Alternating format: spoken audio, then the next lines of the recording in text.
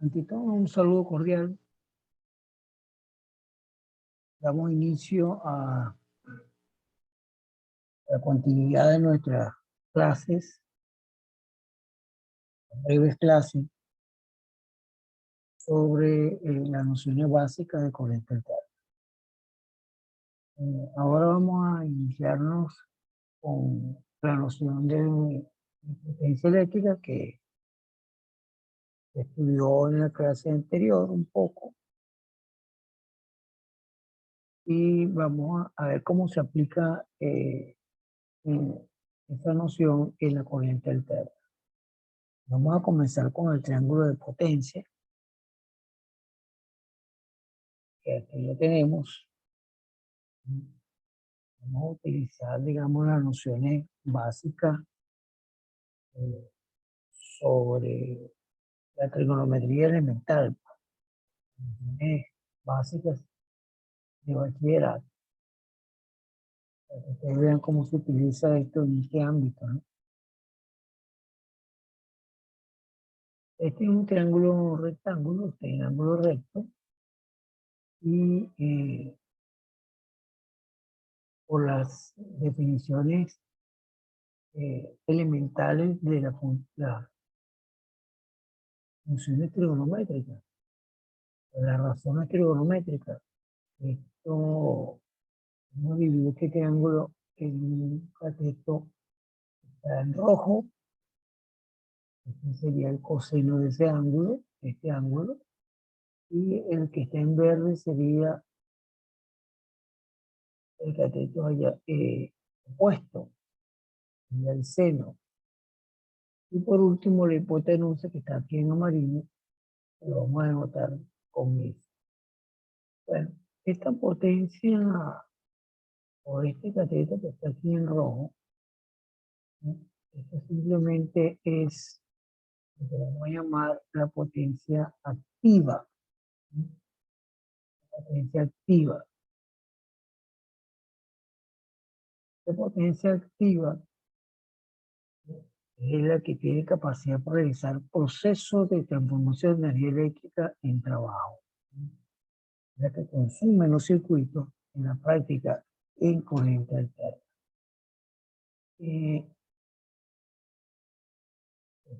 Esta expresión que tenemos acá, ¿no?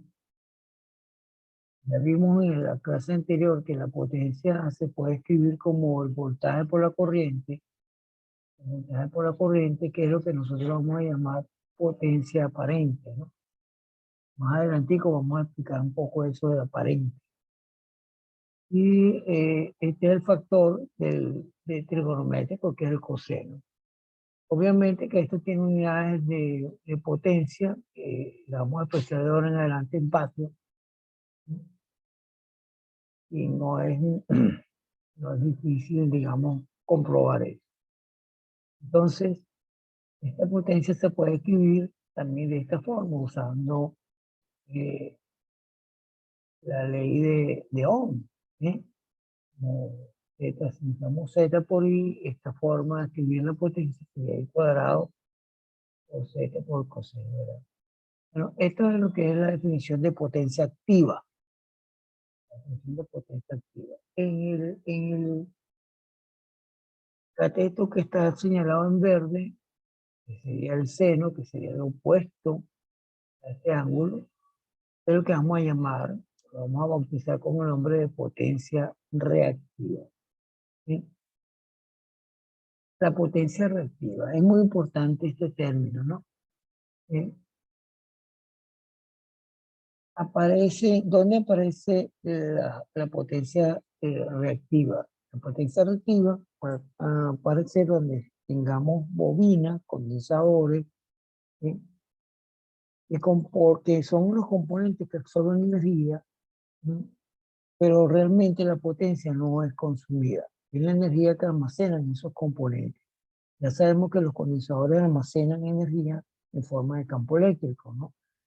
Las bobinas también autoinducen corrientes inducidas cuando se hace variar eh, la, la corriente en el tiempo que pasa por la misma. Entonces, esa potencia reactiva no produce un trabajo útil como el caso de la potencia activa, ¿eh?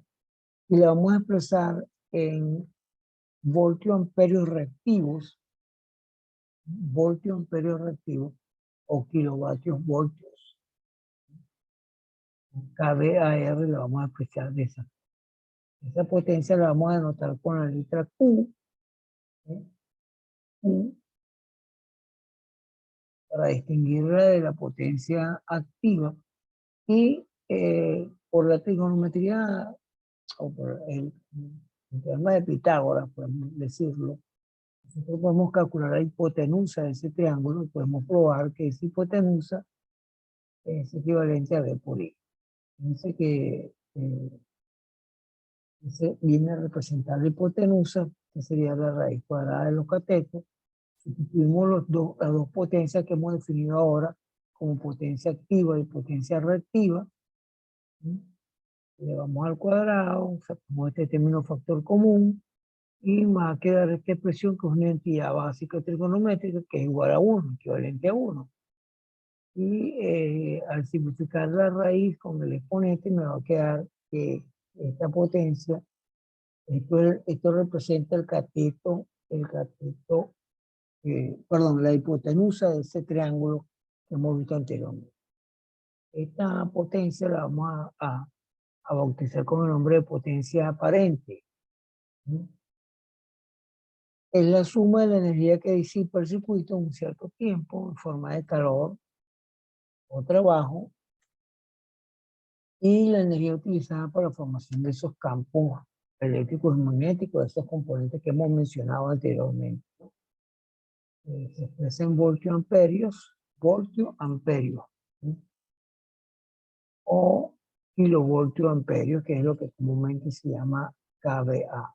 Entonces aquí vamos a tener otro triángulo cuando ya tenemos bien definido esas potencias, ¿no? Las tres potencias que vamos a utilizar, ¿sí? Es importante para ustedes como futuros ingenieros tener un conocimiento básico sobre estas nociones.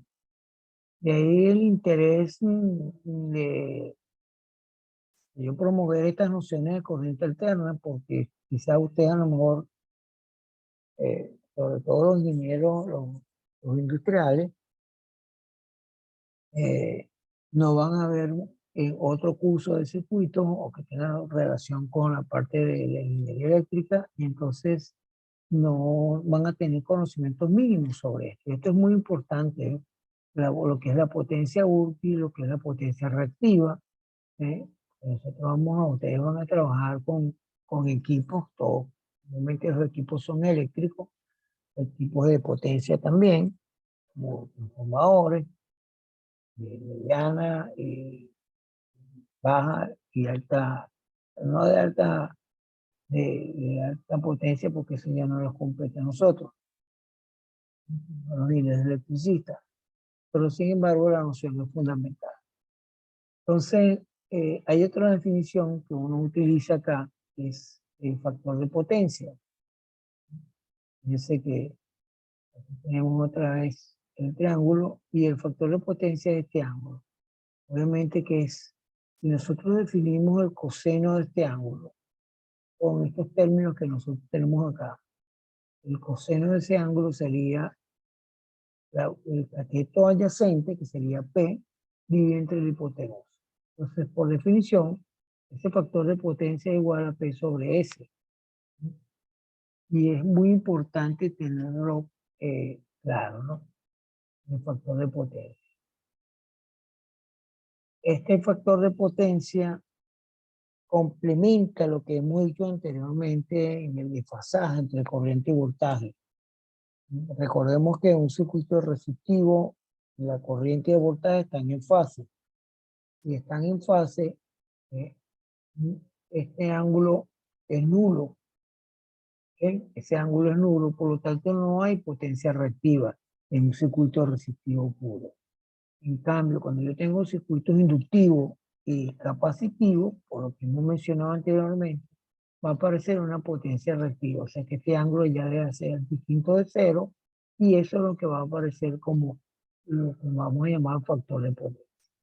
Me va a indicar el equivalente al desfasaje que existe entre la corriente y la tensión.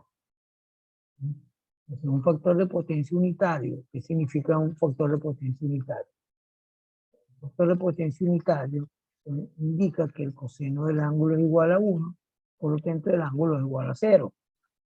Es lo que acabamos de mencionar ahora. Entonces no tengo potencia reactiva, no hay componentes reactivos y toda la potencia aparente, por eso es que es la palabra aparente, es totalmente potencia activa. ¿Sí? Totalmente potencia activa. Eso es lo que significa el factor de potencia igual a 1.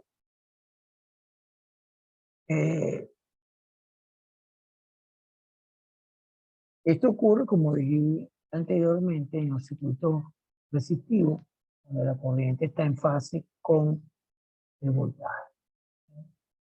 Ahora, si tenemos carga inductiva, tenemos bobinas, transformadores, la corriente ya tiene un atraso con respecto a la tensión.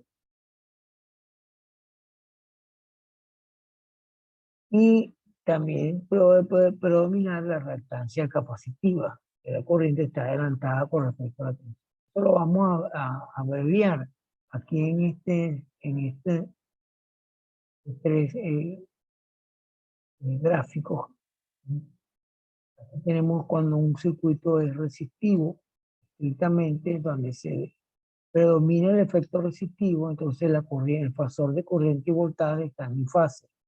Cuando yo tengo una carga inductiva, transformadores, bobinas, yo tengo que la corriente, vemos que la corriente está atrasada con respecto al voltaje. Y si predomina el efecto capacitivo, la corriente tiene un adelanto de fase con respecto al voltaje. Estos son los tres, por decirlo, elementos básicos en la teoría de circuito. Es muy importante tenerlo presente. La carga inductiva no la podemos despreciar porque casi todos nuestros eh, equipos que nosotros utilizamos a diario, que utiliza todo el sistema, digamos, nacional de distribución de energía eléctrica, tiene una carga inductiva. ¿Y por qué tiene una carga inductiva? Bueno, porque ya sabemos que tenemos los transformadores de baja, de mediana y alta tensión. Esos transformadores están formados por bobinas y esas bobinas me van a generar esa potencia reactiva o esa carga inductiva en este caso. Es lo que llamamos reactancia inductiva. También existen efectos capacitivos, ¿sí?, en estos circuitos y entonces tenemos también un aporte de esa potencia reactiva. De ahí el asunto del aparente, ¿no? De la potencia aparente. Cuando yo tengo un circuito cuyo factor de potencia es igual a 1, el circuito se comporta resistivamente y no tengo potencia reactiva. Toda la potencia es activa. En cambio, cuando tengo circuitos inductivos, capacitivos o la suma de ambos, yo voy a tener una potencia reactiva. Entonces, como que se resta energía de la potencia activa, del trabajo útil. ¿Sí? Del trabajo útil. Eso exige mayor cantidad de corriente. Y por eso es que es importante el estudio de lo que se llama el factor de potencia.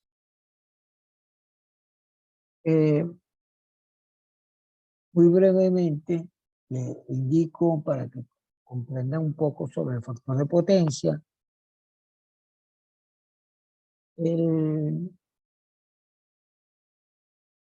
La tarifa que nosotros recibimos, que nos cobra una empresa que nos suministra energía, en el caso de nosotros Corpolet,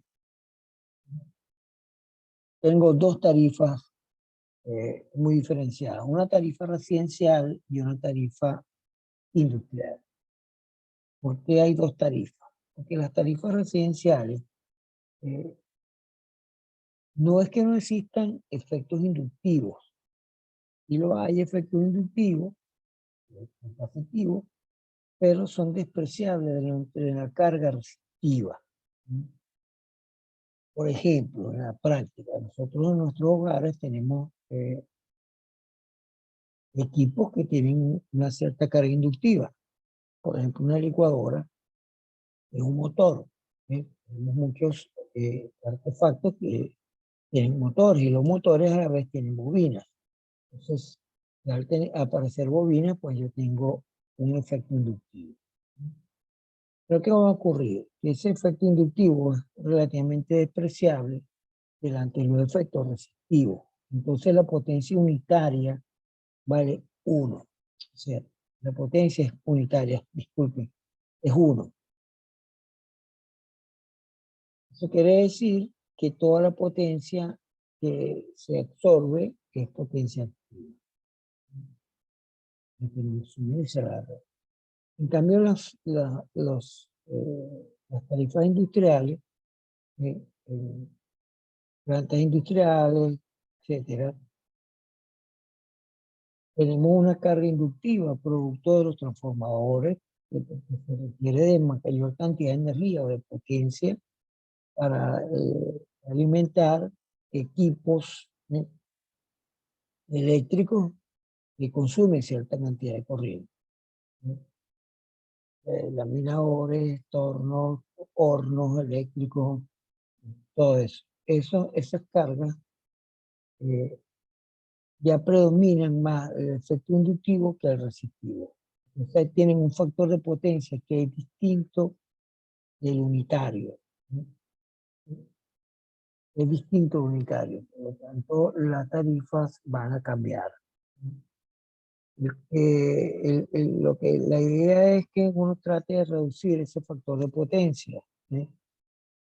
Trate de reducir el factor de potencia para no exigir mayor consumo de energía y tener el efecto, digamos, monetario que se paga más el recibo. Pues.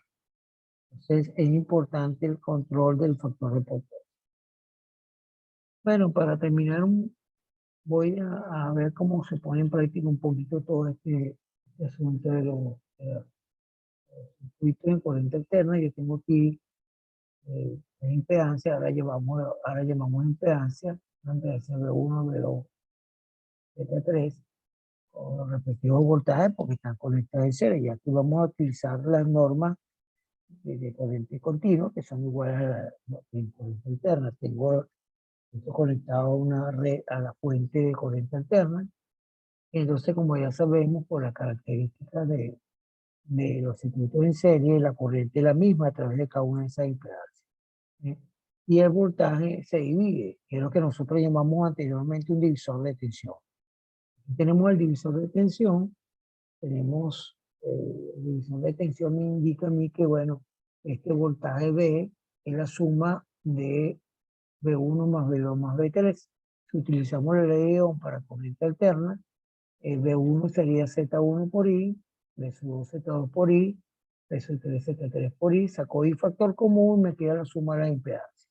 Entonces el factor de corriente ahora es este cociente que sería el voltaje de la red entre el Z equivalente. ¿Y quién es el Z equivalente? El Z equivalente es la suma de las impedancias. Ahora, como esas impedancias son complejas, nosotros vamos a sumar parte real y parte imaginaria. Entonces, fíjate, lo ponemos en práctica con un ejemplo muy rápidamente. Un circuito en serie con dos elementos, una resistencia y una bobina. Una resistencia de 20 ohms y una bobina de 0.0 Henry. Tiene una impedancia de 40 0 acá, ohm. La reactancia reactiva y la frecuencia es Hertz. Entonces, fíjense, la impedancia compleja, como es la suma como es la suma, yo voy a escribir la suma de un complejo, ya sabemos que es la parte real más la parte imaginaria. ¿Sí?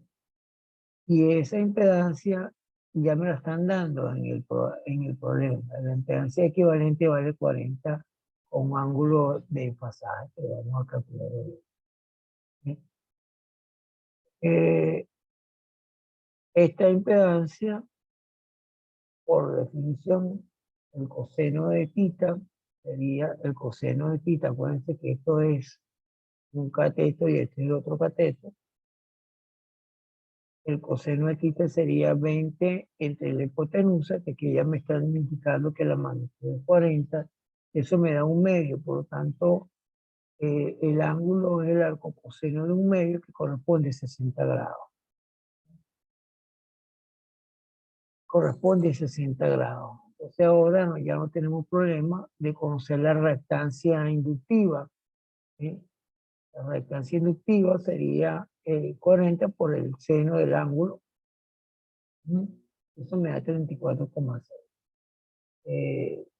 Y de aquí yo puedo, si yo tengo la reactancia inductiva y tengo la inductancia, yo puedo despejar de aquí la frecuencia, y la frecuencia en ese circuito es 275 Hz.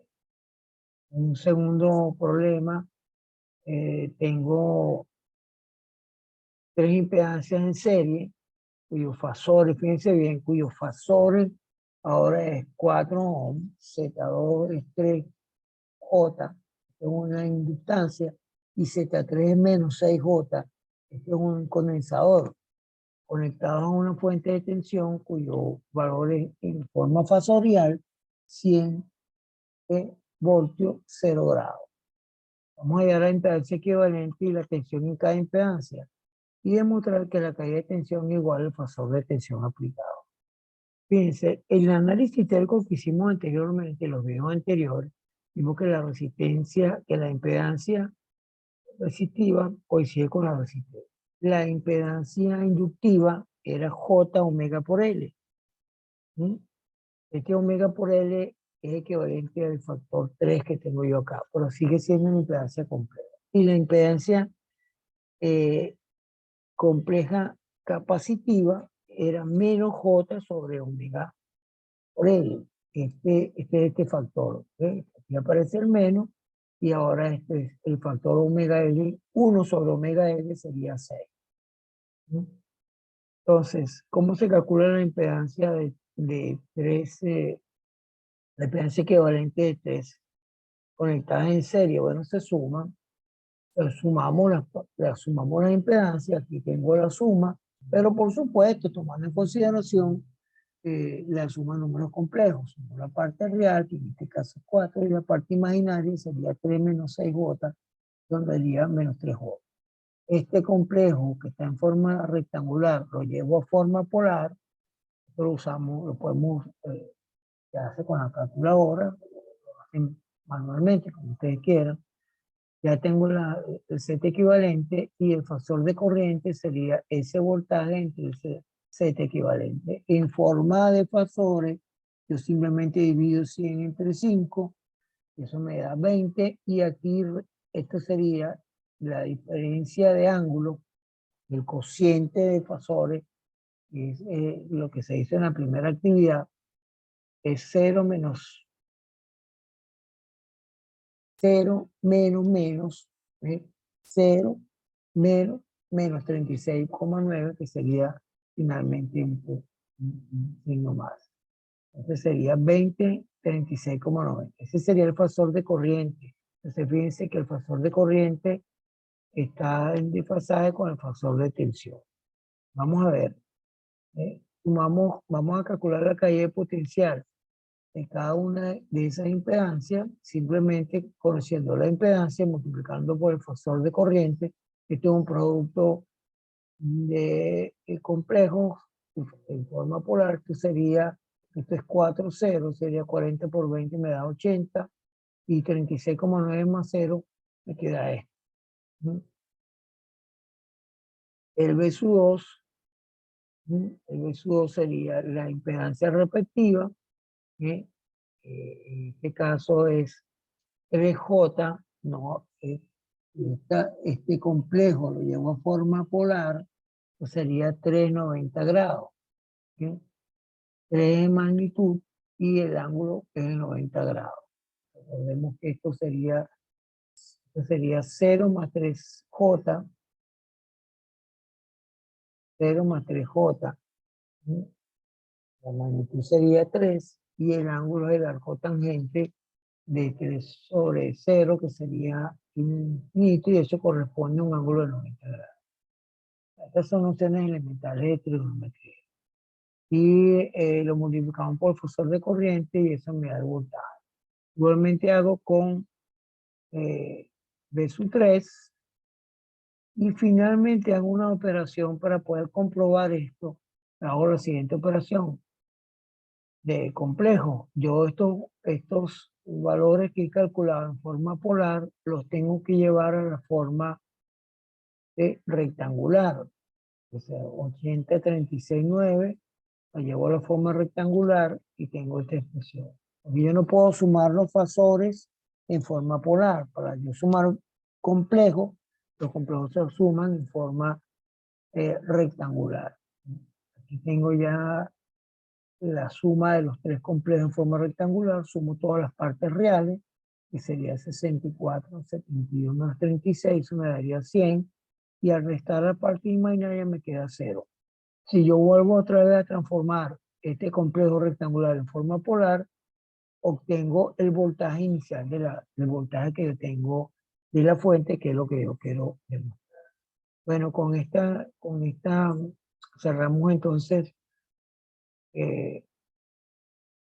las nociones básicas sobre la potencia eléctrica en corriente alterna y bueno, unos cálculos que que son relativamente sencillos. La exigencia es que aprenden el manejo y la comprensión de los números complejos de las operaciones, que eso lo hacen con una calculadora inclusive. Bueno, me despido de ustedes y que tengan un feliz día. Saludos a todos.